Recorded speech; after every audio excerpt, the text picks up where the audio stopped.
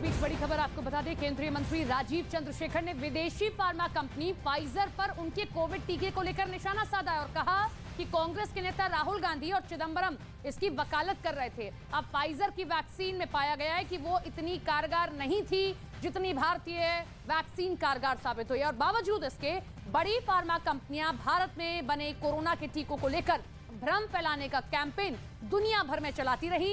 हाल ही में भारत में कोरोना टीके पर छपी एक किताब में भी फाइजर के एक वाकये का जिक्र किया गया, जब फाइजर कंपनी के अधिकारी अपने नियम और शर्तों को केंद्रीय मंत्री मनसुख मांडविया के सामने रखते नजर आए। तो देखिए किस तरीके से केंद्रीय मंत्री की ओर से राहुल गांधी पर निशाना साधा गया एक वैक्सीन को लेकर।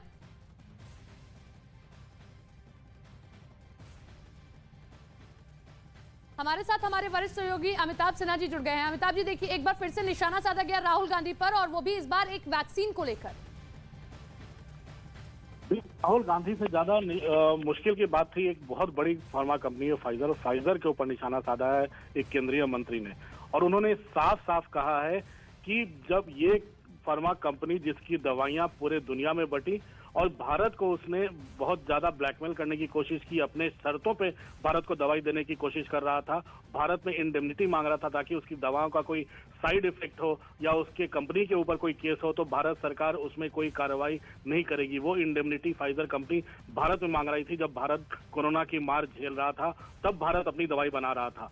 ऐसे में फाइजर कंपनी ने जब भारत ने उन्हें मना कर दिया तो भारत राजीव चंद्रशेखर और बाकी मंत्रियों का आरोप यही है कि उन्होंने दुनिया भर में भारत की कोरोना और कोविशील्ड और कोवैक्सीन को उन्होंने बंद करने की कोशिश की, उनके खिलाफ मिस इन्फॉर्मेशन कैंपेन चलाया, WHO तक ने सवाल उठाए, और यही फार्मा कंपनियां थी जिन्होंने भारत का नाम खराब करने की कोशिश की कोरोना के टीकाकरण की। आज जब दावोस में उनके CEO से जब पत्रकार पूछ रहे थे कि आपकी दवाइयां उतनी इफेक्टिव साबित नहीं हो रही हैं, जब आपकी दवाइयों का साइड इफेक्ट बहुत ज्यादा हो रहा है, ऐसे में उनका जवाब बिल्कुल नकारा था, नो कमेंट्स आ रहा था। तो जाहिर तौर पर भारत सरकार उन फार्मा कंपनियों पर अब सवाल उठा रही है जो भारत की दवा के, जो कोरोना में भारत अग्रणी देश बन के उभरा था, एक दुनिया के सबसे पहले टीका बनाने वाले देश में उभरा था, उस पर सवाल उठाने पर काफी ज्यादा सारे मंत्री सवाल उठा रहे हैं। जी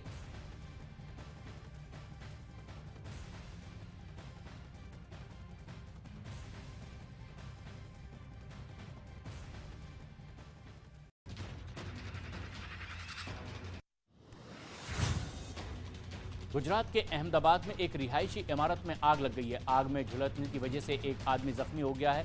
अपनी पत्नी की हत्या करके घर में आग लगाने का इस पर आरोप लगा है।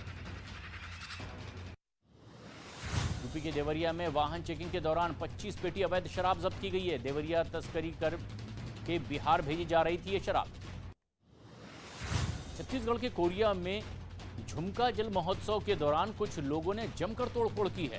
हंगामा करते हुए लोगों की फेंकी कुर्सियां और आरोपियों की अब तलाश में पुलिस जुटी हुई है। हरियाणा के करनाल में ट्रेन की चपेट में आने से 2 भाइयों की मौत हो गई है। वीडियो बनाने के लिए रेलवे ट्रैक पर खतरनाक स्टंट करने के दौरान यह हादसा हुआ। उत्तर प्रदेश के लखीमपुर खीरी में जंगल में सड़क पर बाघ निकल आया है। थोड़ी देर तक यातायात भी इससे प्रभावित हुआ। लोगों ने बाघ की तस्वीर अपने मोबाइल में रिकॉर्ड कर ली।